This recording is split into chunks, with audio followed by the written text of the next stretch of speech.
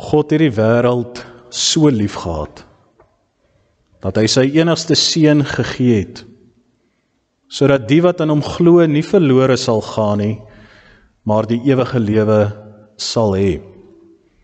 God het nie sy seun na die wêreld lewe sal hê. God het nie sy seun na die wêreld toe gestuur om die wêreld te veroordeel nie, maar sodat die wêreld deur hom gered kan word. Wie in hom glo, word nie veroordeel nie. Wie nie glo nie, is reeds veroordeel omdat hy van God glo nie. En so kom die skeiding. Die lig het na die wêreld toe gekom en tog het die mense eerder die duister as die lig liefgehad, want hulle dade was sleg. Elkeen wat kwaad doen, haat immers die lig, en kom nie haat immers die lig, en kom nie na die lig toe nie, sodat sy dade nie aan die kaak gestel moet word nie. Maar wie volgens die waarheid handel, kom na die lig toe, sodat dit duidelik kan blyk dat sy dade in gehoorsaamheid aan God gedoen is. Vader, waarom is ons hier in die erediens?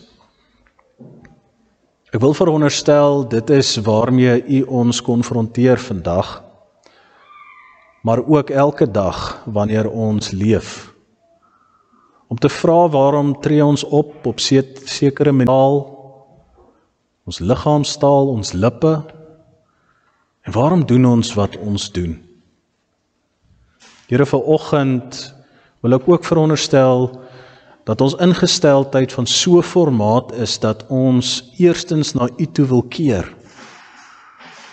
om liefde wat U vir ons beloof het, gegee het, geskenk het, ook te kan toeëien vir onsself.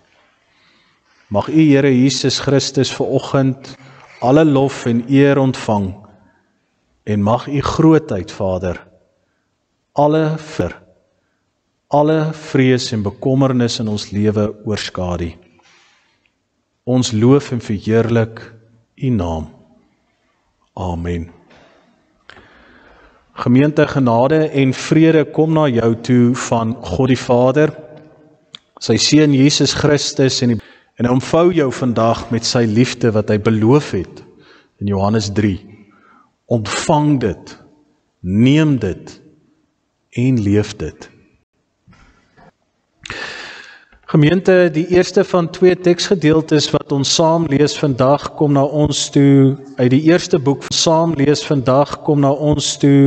die eerste boek van Petrus in die eerste hoofstuk, en ons gaan daar saam lees vanaf vers 17 tot 21.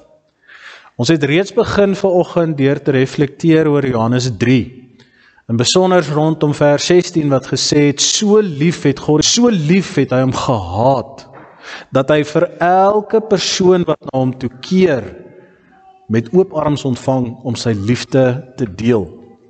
Dit sluit elkeen van ons in vandag, en is 'n oop uitnodiging om in daardie liefde in hierdie wêreld in te gaan. Kosbare bloed van Christus. Ons lees saam vanaf vers 17. Aangesien julle hom as Vader aanroep, wat oor elke mens onpartydig volgens sy dade oordeel, lewe dan in eerbied vir hom gedurende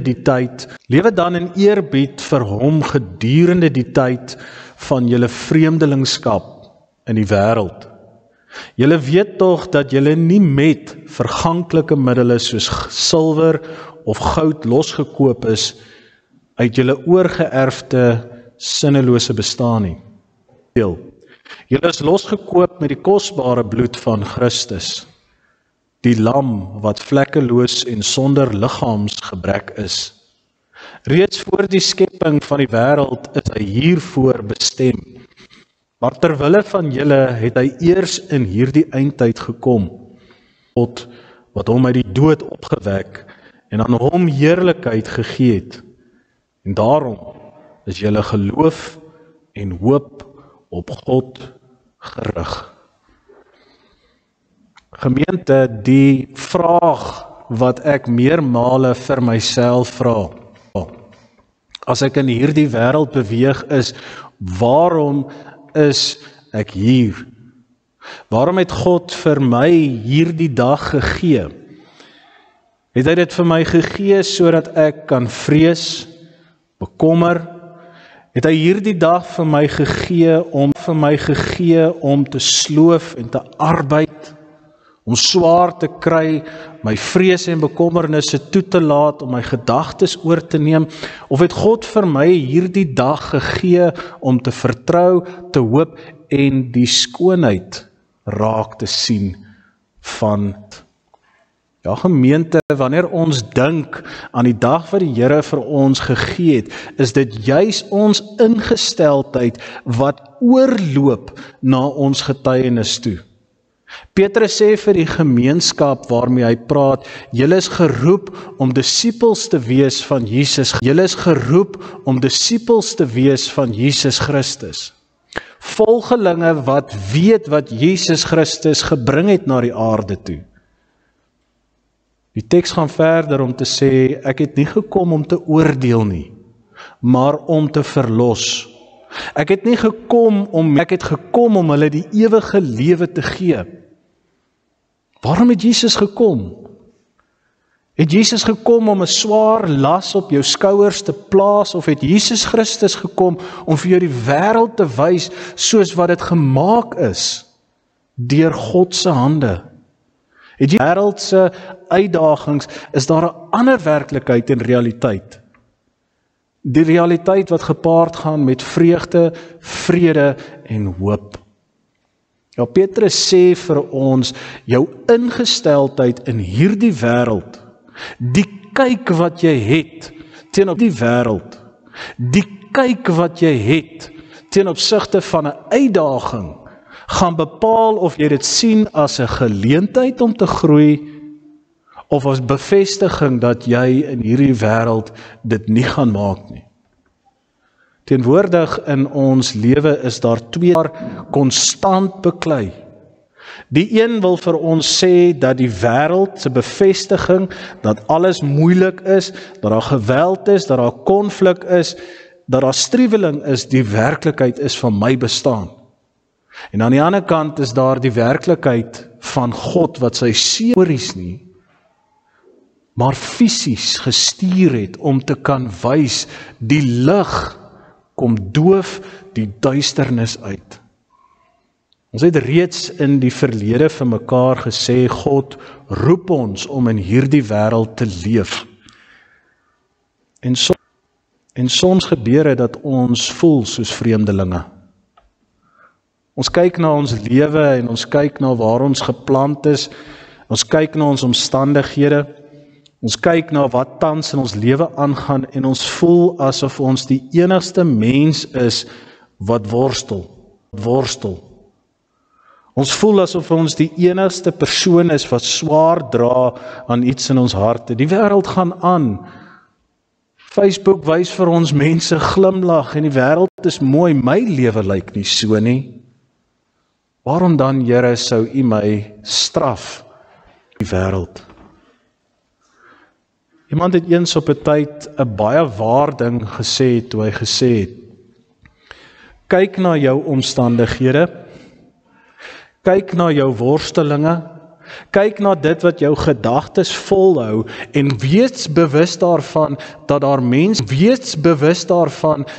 mense is wat in hierdie wêreld hoop om die ewigheid in te gaan. Maar tussendeur daardie soeke vir jou om net hemel toe te gaan, besef, daar is iemand wat op sy sterfbed lê, iemand wat worstel met oortande sal gee om in daai posisie te staan waar jy is vandag. Waarom sal ons in hierdie wêreld geplaas word as disippels om te getuig dat die lewe 'n swaar las is? En dat ons as gelowiges maar net en die beloftes van Christus gebruik as 'n middel waar ons onsself wil motiveer. Is dit wat Jesus Christus kom doen het? Is dit wat Jesus Christus gedoen het toe hy gegaan het en die siekes genees het? Die dooies opgewek het van is genees het. Die dooies opgewek het vanuit die graf. Die kinders omvou het met sy liefde. Toe hy beweeg het, gepreek het, toe hy gesterf het op die kruis. Is dit wat Jesus wou bevestig? As dit dan om van getuig het, 'n ander realiteit vir ons lewe, wat beteken dit vir ons elkeen? Is daar die werklikheid van vooruitgang binne in onsself en binne in die wêreld iets wat net vir sekere mense bedoel is, of gee God dit vir ons? Vanoggend het die kinders vir ons. Vanoggend het die kinders gekom en hulle het hulle pakkies geneem en hulle het met vrymoedigheid gegee. En in die handeling wat hulle gegee het die ouers gesê, ek ontvang. Ek neem in. Die hartseer is God gee vir jou die belofte dat vir 80 jaar of meer kry jy die kans om daagliks te ontvang wat ek vir jou gee. Die volheid van vreugde. Om dalk vir een oomblik, terwyl jy in jou huis sit, net by die venster uit te kyk en te sien hoe sag die reën val, voor 'n kaggel te kan sit, die hitte te kan voel, bewus te kan raak van die kokon wat ons die huis noem, wat ons veilig noem, en net kan sê, Here, dankie. Ja, dankbaarheid is nie alleen 'n woord nie, dis 'n lewenstyl. Want Jesus wys vir ons dat hy gekom het om in hierdie wêreld in te gaan, om vir mense 'n ander werklikheid te wys. Disippelskap vra van ons om in hierdie wêreld in te gaan, en waar mense beklei, kom ons en ons bring liefde. Waar mense in hierdie wêreld negativiteit saai, kom skep ons hoop. Waar die wêreld kom om die duisternis te bring en omstandighede rondom ons so in te kleur met media en 'n lewe leef wat besig is om in geweld te groei, kom bring ons die lig van Christus en sê, daar is 'n ander werklikheid. As jy enigiets wil onthou van Petrus se woorde, en enigiets wil onthou van Johannes 3, onthou hierdie punt baie goed. Jy's geplant in hierdie wêreld. Jy's geplant in die omgewing wat gemaak is, gekultiveer is net vir jou. Wat gemaak is, gekultiveer is net vir jou. Jy as saad wat in hierdie grond is, kan opkom of sterf. Jy kan sterf in jouself en nooit deurbreek deur die uitdagings en die sonlig van God se genade sien nie. Jy van 80 jaar, of jy kan dit waag om deur die kors van vrees te breek en God se lig te sien wat hy vir jou het. Die uitnodiging word gemaak en mag ons onthou wat die Here vir ons sê daardeur. En mag ons onthou dat ons in hierdie lewe nie sonder doel is vandag nie.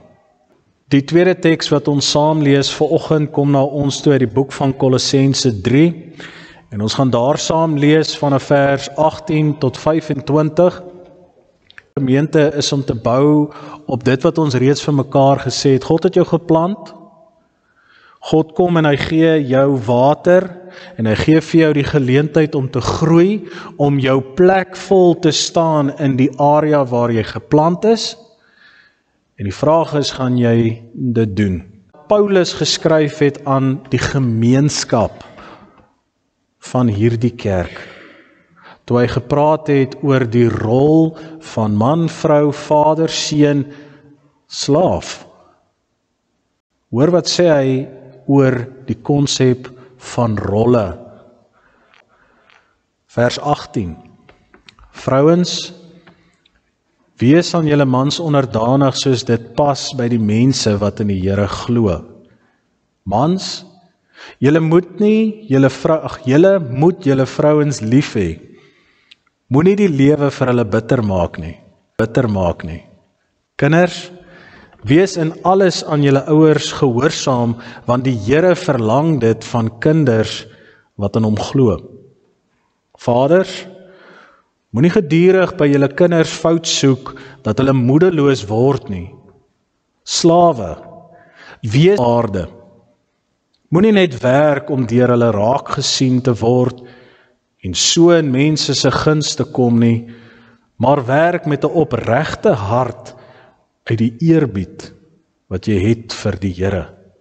Wat julle ook al doen dit van harte en nie vir mense nie, omdat julle weet dat julle van die Here as beloning sal kry wat hy beloof het. Christus is die Here in wie se diens julle staan. Wie onreg doen sal gestraf word oor die onreg wat hy gedoen het.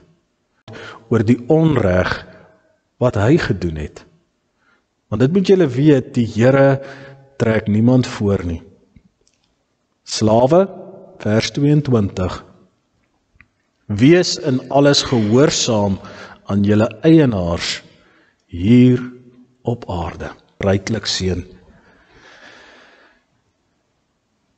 Here, soos met elke Sondag kom ons net na U toe.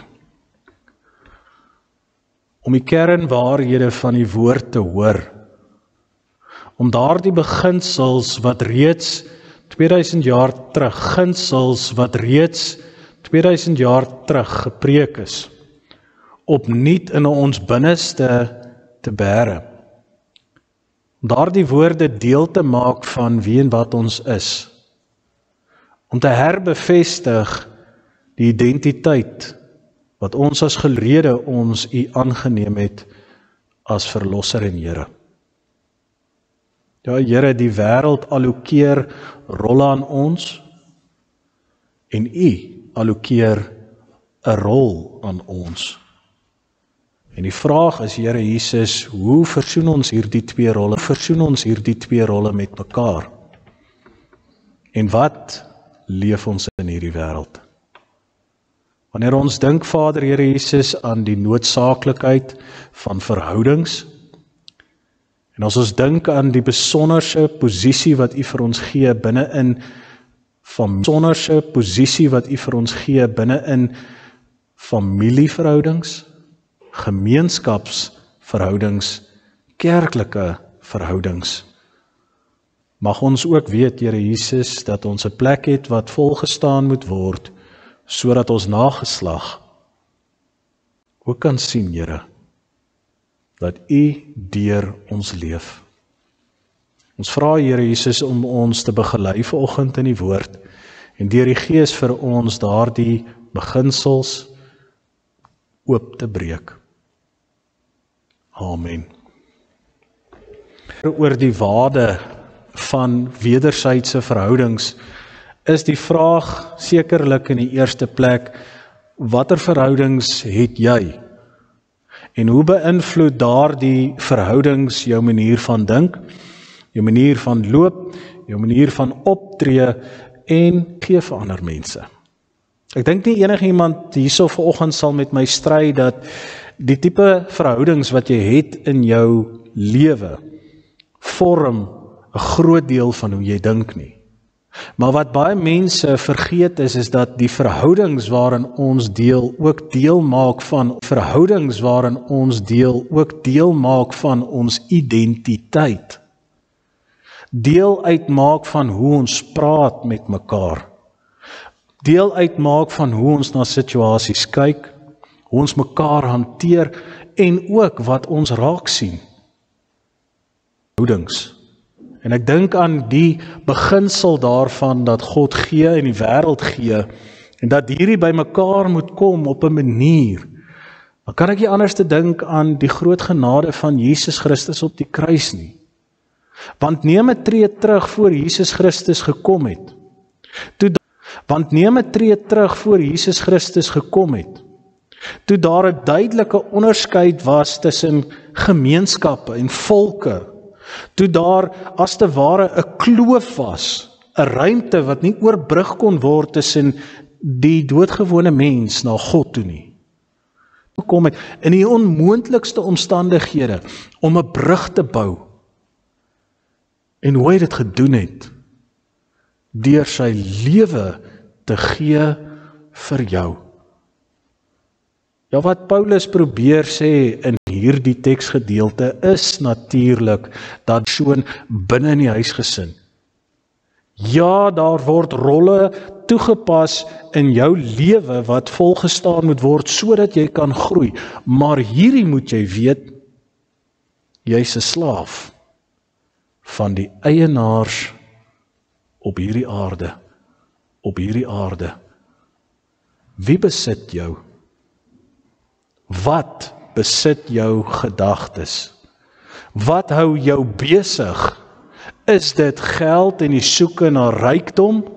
Voorsienigheid sodat jy kan sê jy kan goed aftree? Besit dit jou identiteit? Is dit dalk hierdie soeke na eer en rykdom om deur mense raak gesien te word? Om te weet jy het 'n spesifieke plek in hierdie wêreld wat niemand anders te kan bereik nie sodat jy kan neerkyk op die wêreld? Besit dit jou DNA? Of besit Jesus se nederigheid, diensbaarheid, opoffering vir ander, afsterwe in self, jou identiteit? Ja, dit is moeilik soms om in hierdie wêreld in te beweeg en om te gaan kyk na wat die Here van ons vra. Want ons almal word baie vinnig bewus daarvan dat dit wat ons in die wêreld kry 'n sigbare teken is van wat ons waarde is. Maar die goed wat die Bybel vir ons sê, ook deel maak van ons, is mooi in te kleer. Dis soos daardie gremering wat jy opsit in die oggend, net om jouself bietjie mooier te maak, sodat die wêreld jou kan sien. Maar dan wanneer jy weer by die huis kom en jy haal daai af, en jy kyk na jouself as wie jy is, dan kan jy weer wees, wat jy nie gemaak is om te wees nie. Die Here van ons 'n herkyk.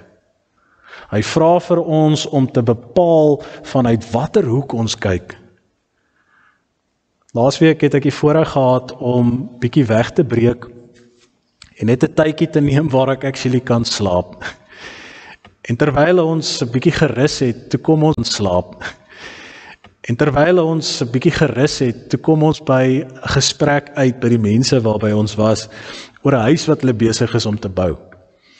En die vrou sê so komieklik, sy sê daar is nou 'n dispuut aan tussen die bouer en die landontwerper. Want die bouer sê hy wil eers die huis bou en dan moet hulle die tuine maak reg rondom die huis om by die estetika van die huis te pas. Die landbouer daarteen het gesê, nee, jy verstaan heeltemal verkeerd. Kyk na die natuur, kyk na waar jy is en bou die huis volgens die natuur en die omgewing waarin hy geplant word. En iets van die omgewing waarin hy geplant word. En iets van hierdie dualiteit, hierdie verskillende kyk oor die werklikheid is so van toepassing in ons lewe. Ons weet dat ons baie keer vir mekaar sê, as jy negatief kyk, gaan jy nie. As jy in hierdie wêreld met 'n somber hart kyk, moedeloosheid dat niks gaan realiseer nie, moenie verbaas wees as jy niks kry nie. En baie min hoor ons dat die Here vir jou sê, draai net jou kyk om. 'n Uitdaging is 'n geleentheid. Swaar kry is 'n geleentheid om te kan groei. 'n Uitdaging wat jy nog nie die antwoord het nie, het vir jou die geleentheid in dat jy iets nuuts kan leer oor jouself. Jy's sterker as wat jy dink. Gemeente, as ons dink aan Paulus se woorde vanoggend, dan moet ons in die eerste plek vir mekaar sê, die Here het vir jou 'n eksklusiewe rol gegee om in vol te staan. Vers 18 tot 20 gaan juist daaroor uit om vir jou te sê, jy is uniek. Jou job wat die Here vir jou gegee het, verskil van almal anderste. Want die Here het jou getaak vir 'n spesifieke plek, 'n spesifieke doel, wat jy moet gaan uitfigure. Wat is dit? Hoekom is jy hier? Want disipel van die Here Jesus Christus, hoe moet jy vir hulle daar buite gaan vertel dat daar 'n ander werklikheid is, 'n ander doel is met hulle lewe as jy nie eers jou doel verstaan nie? Waar pas jy in? Hoe leef jy? Dit is wat Paulus vir die gemeente kom vra. Want deur daai ekskryk verwys hy heen na 1 Korintiërs 11 en 1 Korintiërs 12 en kan jy onthou wat daar binne staan? Jy maak deel van die liggaam van Christus. Jy's dalk 'n toon. Jy's dalk die neus. Jy's dalk die oor of die oog en jou plek. Jy's dalk die oor of die oog en jou plek wat jy inneem in die huisgesin van God bring waarde of 'n worsteling. Kom ons maak dit dalk bietjie meer prakties. In jou huisgesin, in watter rol vertolk jy daar? Vergeet nou van geslag. Vergeet nou van ouderdom, maar watter rol vertolk jy daar? Daar is een van twee. Is jy die aggressor? Die een wat geweld bring na gesprekke toe? Wat altyd dwars wil wees wanneer dit... Of is jy die slagoffer? Die een wat altyd terugstaan en sê, my lewe is swaar. In die werklikheid van die pastoraat is dit die twee hoofrolle wat in enige gebroke verhouding aangespreek moet word. Want daar is 'n derde rol wat daar nooit uitgelig word of aangeneem word of op gestaan word of op gebou word nie. Die derde rol wat sê, en ek het waarde, en ek het 'n keuse wat ek wil maak, en ek het 'n keuse wat ek kan uitleef, om nie gedefinieer te word in my omgewing nie, maar om 'n invloed te maak.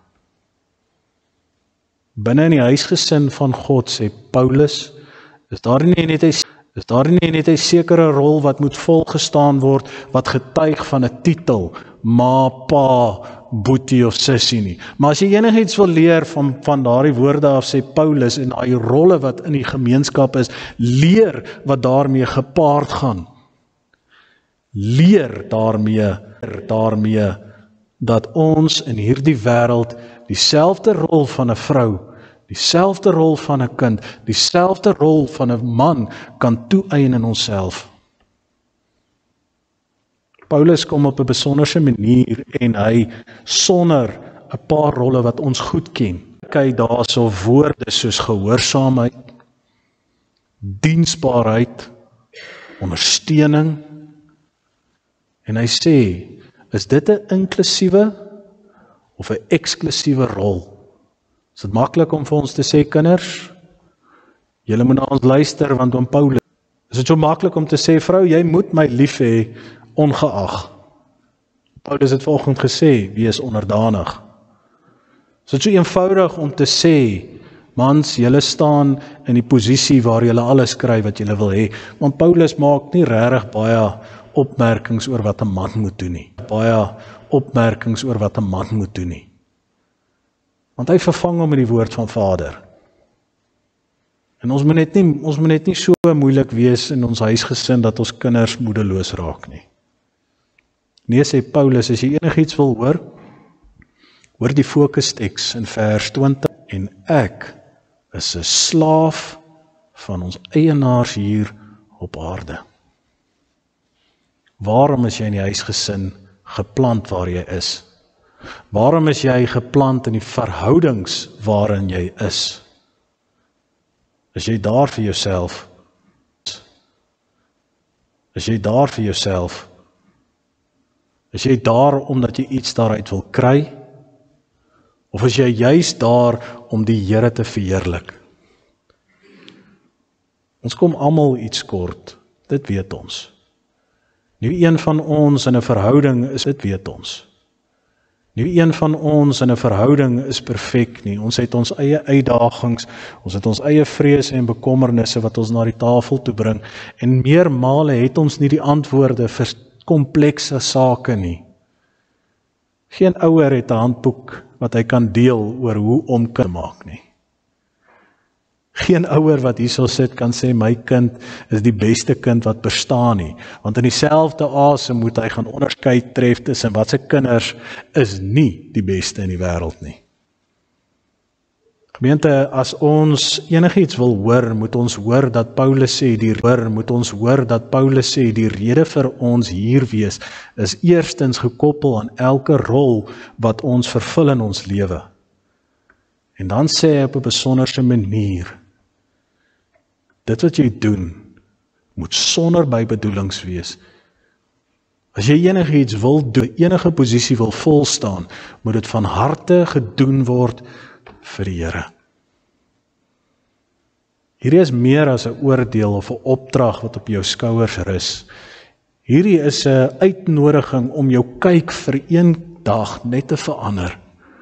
Om net 'n tree terug te kommernisse en die drome en die hope en alles wat vorentoe beweeg, net op 'n oomblik daar te staan en net te kyk na wat rondom jou aangaan. Want dalk, net dalk, sal jy as jy hier uitgaan vir 'n oomblik in die son staan en die strale op jou vel voel. Sal jy dalk jou toemaak as die wind met jou begin praat. Sal jy dalk in hierdie lewe wanneer iemand jou aanraak, koester.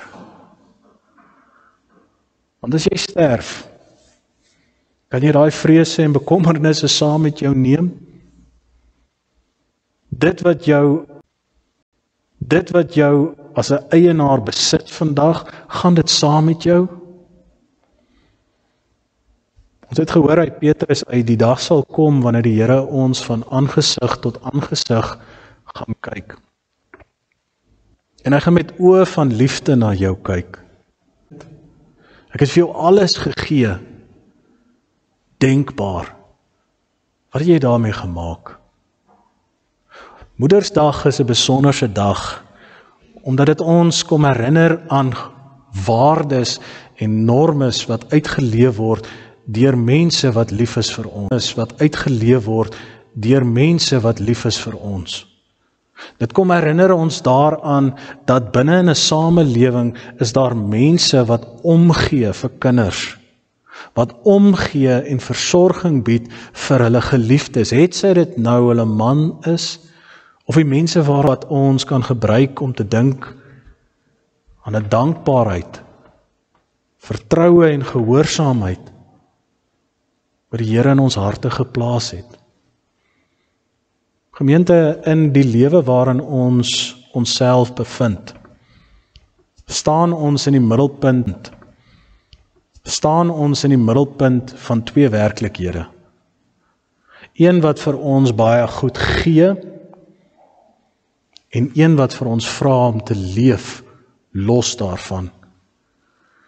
Die Here vra vir jou vandag, die verhouding wat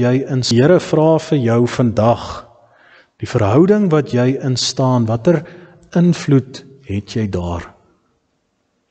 As jy gestroop word vandag van al jou besittings, en die Here Jesus Christus staan voor jou en hy vra, gee vir my dit wat jy het, wat sal jy hom gee? Wat van jouself gaan jy gee, omdat dit alles wat jy geken het? Twyfel, vrees, bekommernis, of gaan jy vir hom dankbaarheid gee? Gaan jy vir hom jou vertroue gee? Die hoop. Binne in die kerk van ons Here Jesus Christus is daar 'n verhoudingsnetwerk, waar binne die Here ons plaas en ons uitnooi om 'n verskil te gaan maak. Moenie laat ons, soos wat Johannes gesê het, Johannes 3, die lig wat altyd toe gekom het van die hand wys nie. Kom ons maak hy lig deel van ons lewe en ons gaan leef 'n hoop uit wat ons kernfamilie, gemeenskapsfamilie, kerkfamilie beïnvloed. Dit, gemeente, is 'n lewe wat getuig van volheid. En mag jy dit ervaar. Ons bid saam. Here Jesus Christus, dankie vir die geleentheid wat ons ontvang het om te kan letterlik en figuurlik daardie asem van ons te gebruik om suurstof in te bring na ons longe toe. Vader, dat ons oë kan oopmaak om te kan sien. Ons ore kan gebruik om soveel mooi goed te hoor. Om soveel mooi goed te hoor. 'n liggaam ontvang het om in hierdie wêreld in te beweeg en nog meer te gaan ontdek. Here, asseblief, bewaar ons soos wat U ons geleer het om te bid. Bewaar ons soos wat U ons geleer het om te bid. Beskerm ons van die bose wat ons wil lei in die rigting in om net te gaan kyk na alles wat verkeerd is en sleg is. Vader, bind hom. En kom lei ons, Vader, soveel van hierdie werklikheid vir ons wil oopbreek, om goed raak te sien wat ons mis, om goed te ervaar wat ons nie geken het nie, wat vir ons vreugde gee. Die volheid van die lewe het U beloof, en so ernstig was U gewees, dat die kerk en die mense dit kan beleef en ontvang, dat U Uself gegee het as offer daarvoor.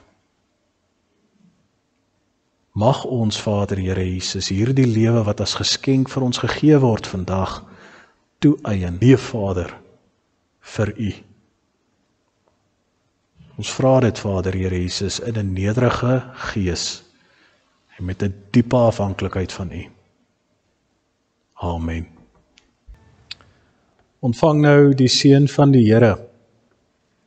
Genade gegee. Neem dit, leef dit en deel dit met die wêreld daar buite.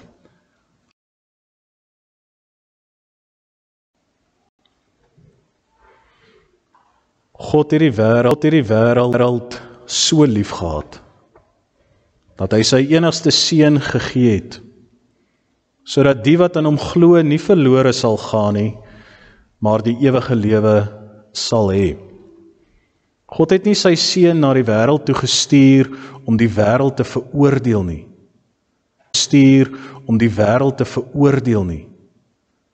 maar sodat die wêreld deur hom gered kan word.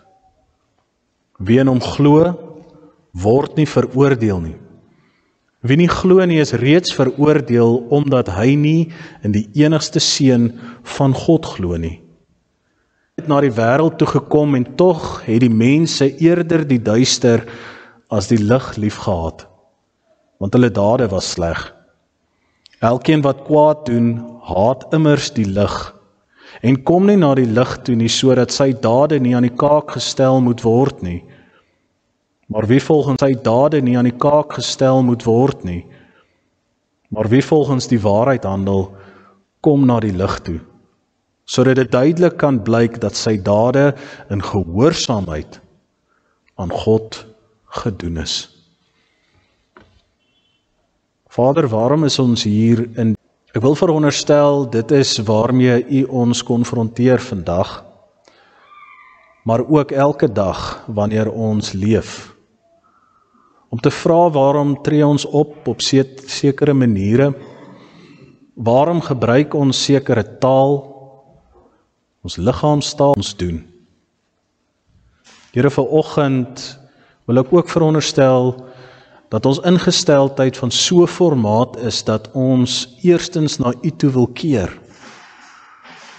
om daardie liefde wat U vir ons beloof het, gegee het, geskenk het, ook te kan toeëien vir onsself.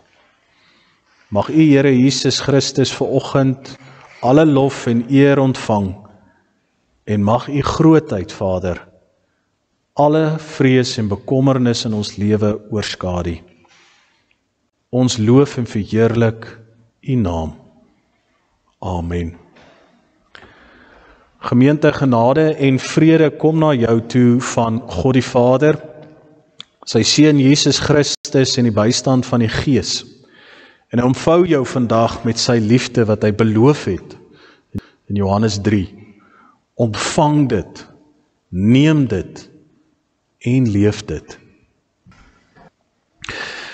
Gemeente, die eerste van 2 teksgedeeltes wat ons saam lees vandag kom na ons toe uit die eerste boek van Petrus in die eerste hoofstuk en ons gaan daar saam lees vanaf vers 17 tot 21. Ons het reeds begin vanoggend deur te reflekteer oor Johannes 3. In besonder rondom vers 16 wat gesê het, so lief het God die wêreld gemaak. En so lief het hy hom gehaat, dat hy met oop arms ontvang om sy liefde te deel. Dit sluit elkeen van ons in vandag. En dis 'n oop uitnodiging om in daardie liefde in hierdie wêreld in te gaan. Ons is losgekoop, sê Petrus, met die kosbare bloed van Christus. Vanaf vers 17. Aangesien julle hom as Vader aanroep, wat oor elke mens onpartydig volgens sy dade oordeel, lewe dan in eerbied vir hom gedurende die tyd van julle vreemdelingskap in die wêreld. Julle weet tog van julle vreemdelingskap in die wêreld. Julle weet tog dat julle nie met verganklike middele soos silwer of goud losgekoop is uit julle oorgeerfde sinnelose bestaan nie. Nee, inteendeel, julle is losgekoop met die kosbare wat vlekkeloos en sonder liggaamsgebrek is. Reeds voor die skepping van die wêreld is hy hiervoor bestem. Maar terwille van julle het hy eers in hierdie eindtyd gekom.